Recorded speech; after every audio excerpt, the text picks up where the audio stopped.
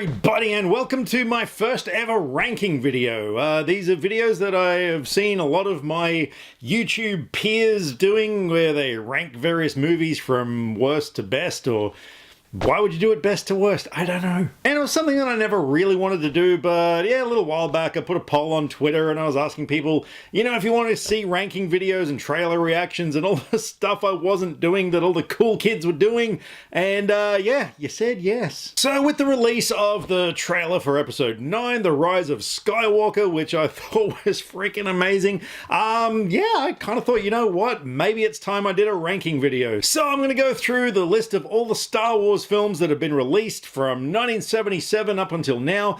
These are the live action films because, yeah, Clone Wars, that doesn't even fit in my list anywhere. I mean, Punky Muffins and Sky Guy, like, what? Now, I do realize going into this that there are going to be a lot of people who disagree with my list, and that is totally cool. Like, you know, we're all different people. We all have different opinions, and it doesn't matter at the end of the day if we disagree on things. Like, seriously, yeah. So I'm just sort of saying that before you all go and start hitting the dislike button because I put your favorite film at the bottom or whatever. Like, it's totally cool. Yeah, and you know what?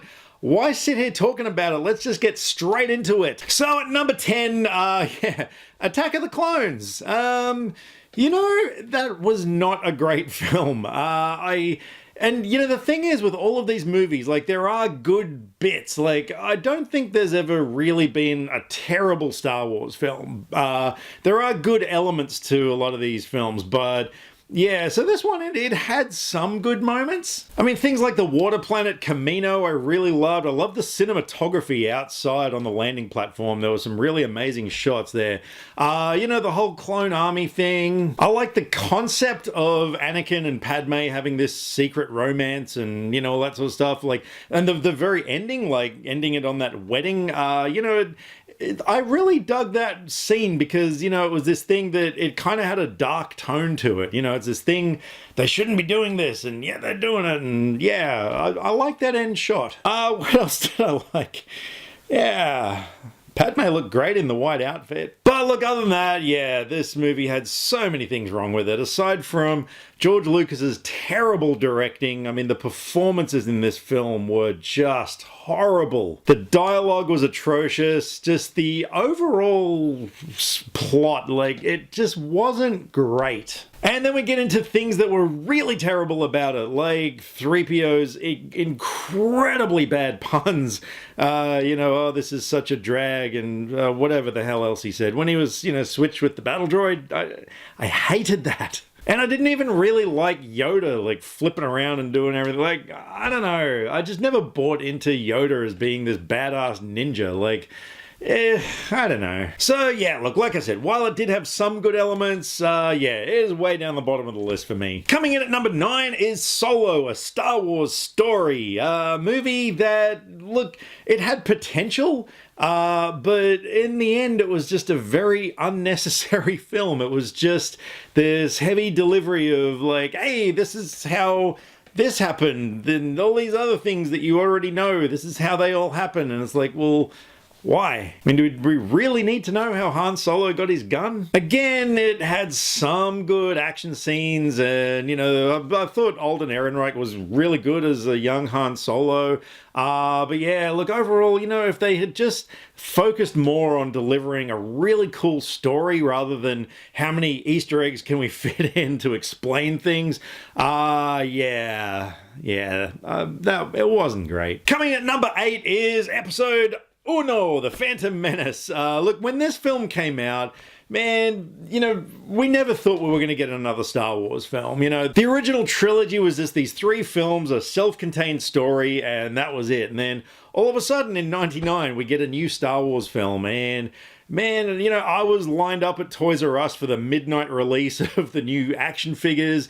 It was fever pitch. There was nothing like it that I've ever seen for films. And, you know, we went into this film with blinders on. We were just like, whatever happens on this screen is going to be amazing. And yeah, we all walked out of that film, thinking it was the best thing we'd ever seen, etc., etc. And then it was kind of hard for the hype to die down, even as far as a couple of years later. Like, it took a really long time to stop being hyped for this film. But once the hype did start dying down and we started realizing that, yeah, it could have been better. And again, there were really cool things, like the Darth Maul lightsaber fight is just up there with the greatest Star Wars lightsaber duels ever. The pod race scene is still really enjoyable. And this film did actually do a good job of, crafting a cool story, like to kick things off with the rise of Palpatine, and the whole sort of duality of him and Darth Sidious. Some little clues about how Anakin was going to be Darth Vader. Like, yeah, there were a lot of cool things about it. Ewan McGregor as Obi-Wan, he was awesome. And it was one of the few movies where Liam Neeson did not go on a revenge killing spree. So that was applauded. But of course, for every good thing, there's got to be a few bad things. And for every Darth Maul, you get Jar Jar Binks. I mean, yeah, look, Jar Jar aside, there was a lot of really bad dialogue in this film, and it was the kind of thing that really made us understand that George Lucas lost his mojo as a director. I mean, I don't blame any of the actors for their performances in the prequels. I really don't. I think it's all down to George Lucas's directing. Because if you're making a film and someone delivers a performance like that, you say cut and you do it again. You don't go, yeah, that was fine, print it. Yeah, so George, it's on you, buddy. Coming in at number 7 is Rogue One. Now, this was a movie that, again, oh my God, it had so much potential. And there were so many great things in this film. I loved the Vader scene towards the end. I liked all the nostalgia of seeing things that we were familiar with. We got Stormtroopers. We saw Grand Moff Tarkin again and Leia, even though they looked a little weird. But, there were all these things that were so good. Even the way they included some pilot footage from Episode 4 into the X-Wing battle in this film, like, that was so great. I loved the locations. I loved Scarif as a new planet, like this tropical world. It was, something so far different to what we'd seen in Star Wars films before. I loved the design of all the new troopers. Like, there were so many things I loved about this film, but it was heavily let down, for me anyway, by the fact that by the end of the film, I didn't care about any of the characters. Maybe except for K2SO. Yeah, I cared about him. But by the end of the film, I should have had tears flowing, but yeah, I was kind of like, yeah, that's what happened to them. So yeah, while it was a cool film, it just, for me, didn't have any substance to it. Coming in at number 6, we have Revenge of the Sith. Now, even though this is in the prequel trilogy era, like, there's so many cool things about this film, and it's really difficult to hate on it too much. I mean, this is the film where we get to see Anakin become Darth Vader, which was, that was an iconic moment in cinema history. Even the fight between Anakin and Obi-Wan, like, there was so much weight to that fight scene. It was brilliant. There was some really great action scenes. I loved General Grievous as a character, even though he was gone pretty quickly. The score was absolutely amazing. There were so many things to like about the film, but again, it was just let down so heavily by Lucas's directing, by the really bad line deliveries and performances. But it was definitely the best of the prequel trilogy, so yeah, it's like I said, it's hard to hate on it too much. Coming in at number 5 is a film that is going to have a lot of people watching this video smashing that dislike button, The Last Jedi. Look, I really like that film. I realize there's a lot of people who don't like it, and that is totally cool. But for me, yeah, I like that they did something different. They didn't just sort of rehash a previously done Star Wars storyline. And I even liked the character arc of Luke Skywalker. I liked that he had kind of, given up on the Force and, the whole Jedi Order. I liked that he was this raggedy hermit that was just living out of, just wanted to be away from everybody, I thought that was cool. I love the tension of the whole chase where, what are they called now? The Resistance. I was going to say the Rebel Alliance. When they're fleeing from the First Order, and yeah, the First Order are like catching up to them and picking off their ships and stuff, like, it was cool. And that goddamn lightsaber scene between, well, not between, but, with Kylo Ren and Rey and Snoke's guards, like, that was amazing. That is seriously one of the best fight scenes out of all 10 films. So yeah, look, whatever. I liked it. Coming in at number 4 is Return of the Jedi, a film that I was there when it came out in 1983, and I have loved it ever since. Actually, when it came out as a 10-year-old kid, it was my favorite of the 3 because, yeah, it just really appealed to me as a kid. But yeah, there's not much to fault with this film. You know, everything from the entire first part in Jabba's palace, the rescue on the skiff over the Sarlacc pit was insane. That musical score. We get to see the Emperor for the first time properly. The fight between Vader and Luke with that intense music playing. That scene where the Rebel Alliance are flying to the Death Star and the shield's still on. Yeah. That's embarrassing. But yeah, then we had Ewoks. Look, I get what Lucas was going for with the whole Ewok thing. You know, like a primitive species can overpower a galactic empire with sticks and stuff. I get it. I know what he was trying to say, but yeah, the execution of that, I don't know. Maybe if they had more Ewoks. Like when you see just like 2 little furry guys like just hitting a stormtrooper with sticks and he falls down, it's like, really, dude? But yeah, I love that film. Always have, always will. Coming in at number 3 is a film that, you know, when I was compiling this list, I honestly thought the original trilogy were going to be in my top 3, but I gotta say, The Force Awakens actually snuck in over Return of the Jedi. Like, I really loved that film when it came out. So many things. I like that we had a female protagonist. I really thought that was great. I loved the villain, Kylo Ren. I thought, you know, he had so much depth to him. He wasn't just, you know, some bad guy with a helmet. There were so many cool new designs and things, you know, like Ren's lightsaber and stuff. And then, of course, you know, we get the death of Han Solo, which a lot of people didn't like, but yeah, I got why they did it, and I thought it was an extremely powerful moment. And it just set up the new trilogy perfectly. It sort of left us wondering a lot of things like, who is Rey? Where did she come from? And yeah, look, overall, I just really dug that film. I thought it was great. I do get the criticisms that people say about how it just rehashed a lot of stuff that we've already seen, but yeah, it did it well. Alrighty, we got 2 films left. So coming in at number 2 is A New Hope, Episode 4.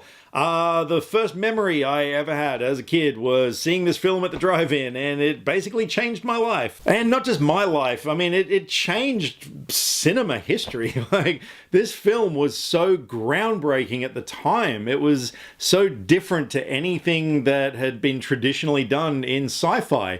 It was more of a fantasy adventure film, you know, where all the objects, vehicles, robots, everything was gritty and dirty, and it had this used atmosphere. It introduced the greatest villain of all time, Darth Vader, and yeah, you know, just the fact that it utilized all these classic storytelling techniques and character arcs, you know, the hero's journey and everything, like, yeah, it's a really brilliant film. And as a kid, of course, it appealed to me because, you know, lightsabers, X-Wing, like all this cool stuff that I needed toys for. I don't know why I'm saying that in past tense, because I still do. And yeah, you know, even though there's one more film that is technically better, but I always cite A New Hope as my most favorite film of all time, because without that film, we wouldn't have any of the other films. We wouldn't have this, you know, incredible 42 years of rich storytelling and just, you know, fandom, like the whole Star Wars fan base. Like, it's one of those things that, you know, if you meet someone new and they're wearing a Star Wars shirt, you're lifelong buddies. But that brings us to the number 1 film on my list of Star Wars films, and that is, of course, The Empire Strikes Back, Episode 5.